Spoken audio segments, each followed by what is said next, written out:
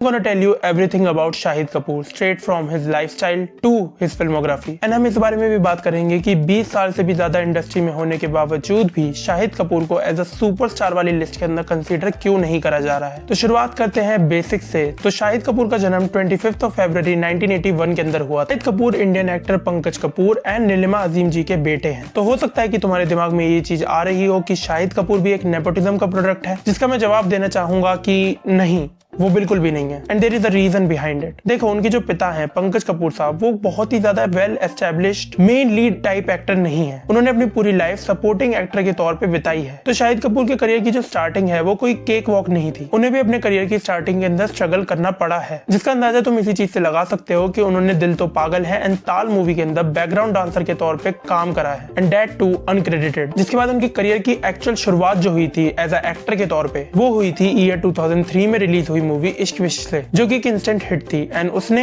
शाहिद कपूर को as a chocolate boy वाली personality के तौर पे लोगों के दिलों के अंदर एस्टेब्लिश कर दिया था। जिसके बाद ईयर 2004 से लेकर 2005 के बीच में शाहिद कपूर ने लगातार फ्लॉप दी। उनकी 5 मूवीज लगातार फ्लॉप हुई, जो कि थी फिदा, दिल मांगे मोर, दीवाने हुए पागल, वाह लाइफ हो तो ऐसी एंड शिकार। बट उसके बाद उनका गोल्डन पीरियड आया इन 2006। 36 चाइनाटाउन वाज एवरेज बट चुप चुप के वाज अ हिट एंड विवाह वाज अ सुपर हिट। तो कह सकते हैं कि काइंड ऑफ इस पॉइंट पे आने के बाद उनके करियर में कुछ अच्छा होना शुरू हुआ था। डजंट लास्ट लॉन्ग, क्योंकि 2007 के अंदर उनकी फुल एंड फाइनल फ्लॉप थी। लेकिन उसी साल एक और मूवी भी रिलीज हुई थी, जो कि आज तक की उनकी one of the best movies मानी जाती है and kind of cult classic वाला दर्जा भी उसे आगे चल के मिल ही जाएगा, जो कि है जब वी मेट, जो कि इंस्टेंट हिट थी। पर इस मूवी के साथ में भी एंड पिछली कुछ मूवीज के साथ में भी जो प्रॉब्लम थी वो हम आगे चल के डिस्कस करेंगे, क्योंकि अब एक्चुअल प्रॉब्लम शुरू होती है 2008 से लेकर 2013 के बीच में। क्योंकि इस बीच में शाहिद कपूर ने 10 मूवीज करी एंड वो 10 मूवीज में से 8 मूवी फ्लॉप थी एंड 2 मूवी कमीने एंड बदमाश कंपनी जो है वो एवरेज परफॉर्म करी बॉक्स ऑफिस पे। पर उसके बाद आर राजकुमार रिलीज हुई एंड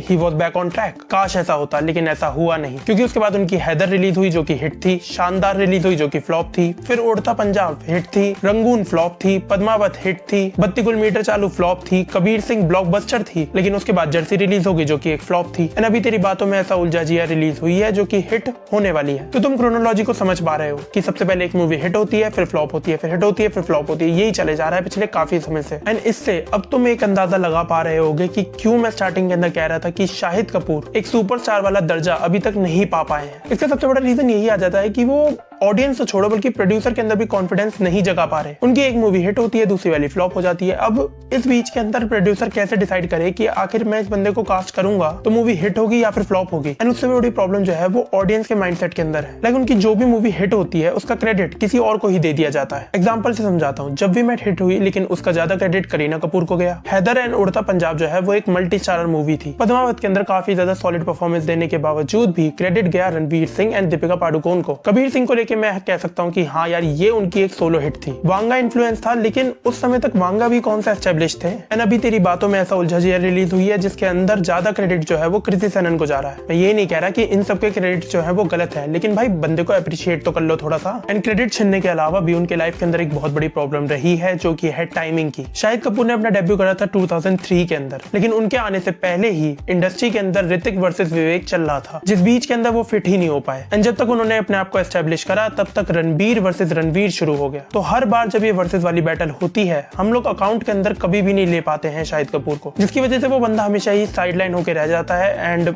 कभी भी ध्यान जाता ही नहीं कि हाँ भाई ये बंदा भी पोटेंशियल होल्ड करता है उसी लेवल की जिस लेवल की ऋतिक रोशन के पास है। Like good looks check, acting check, dance check, कमी क्या है बंदे में। देखो सीधी सी बात है, ये मैं अपनी पुरानी वीडियोस में भी बता चुका हूँ, जो कि एक्चुअली में आदित्य चोपड़ा ने कोट करी थी कि it is audience who decides कि कौन सुपरस्टार बनेगा एंड कौन नहीं। But for me Shahid Kapoor will always be a superstar who for sure gonna shine one day. बाकी यही था मेरा ओपिनियन उनकी फिल्मोग्राफी को लेके। तुम्हारा क्या कमेंट करके जरूर बता देना एंड टिल देन बाय।